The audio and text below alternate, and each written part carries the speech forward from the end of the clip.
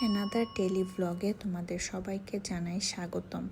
দেখতে দেখতে কিভাবে যে আমি তোমাদের সাথে 10টা ভ্লগ শেয়ার করে ফেলেছি, দেখতে গেলে আমি নিজেই অবাক হয়ে যাই। ভিডিও শ্যুট করা, এডিট করা, it's a kind of hobby to me. তো বলাটা যতটা সহজ, এটার পিছনে এফোর্টটা দিতেও ঠিক ততটাই কঠিন। কেননা তোমরা আমার প্রথম দিককার ভিডিওগুলো দেখলে বুঝতে পারবে ভিডিওতে ভয়েস দেওয়াটা আমার জন্য কতটা টাফ ছিল। শুধুমাত্র আমার কাছের মানুষজনগুলোই বলতে পারবে আমি কতটা স্ট্রাগল করেছি। আলহামদুলিল্লাহ রাইট নাও আমি ওই স্ট্রাগলটা থেকে বের হয়ে আসতে পেরেছি। তোমাদের এই অ্যাপ্রিসিয়েশনটা আমার কাছে অনেক হোক। সেদিন সাপ্তাহিক ছুটির দিন ছিল এবং সকাল সকাল ঘুম থেকে উঠে গিয়েছিলাম আমি। যেহেতু সবজি সব কাটা ছিল এবং রুটিটাও করা ছিল, তাই সকালের ব্রেকফাস্টটা আমি নিজেই প্রিপেয়ার করে ফেলেছিলাম। জানো তো ওই দিন কিন্তু ব্রাজিলের ম্যাচও চলতেছিল, তাই সবাই খেলা দেখা নিয়েও ব্যস্ত ছিল। সকালের ব্রেকফাস্টটা খাওয়ার পরে চা তো ম্যান্ডেটরি। দিকে চুলায় চাটা বসিয়ে দিয়ে আমরা সবাই ব্রেকফাস্ট কমপ্লিট করে আমি আমার চাটা নিয়ে চলে আসলাম ডিরেক্ট বেলকনিতে। কারণ ইদানিং বেলকনিতে বসে চা এনজয় করাটা আমার একটা হ্যাবিটে পরিণত হয়েছে। আমাদেরকে আজকে আমি আমার বেলকনির একটা ইউনিক জিনিসের সাথে ইন্ট্রোডিউস করে দিই। যে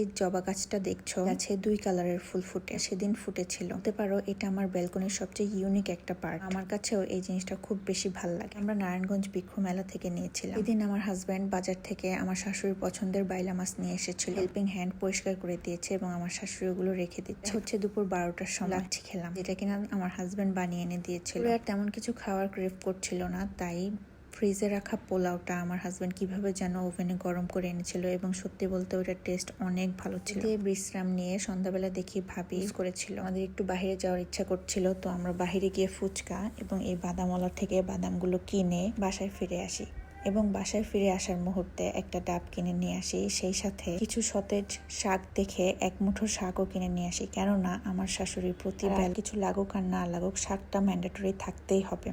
সে দুপুরের সময়টাতেই শাক খেতে বেশি পছন্দ করে। আজকের জন্য এতটুকুই। তোমাদের কাছে আমার ব্লগটা কেমন লেগেছে অবশ্যই জানাবে।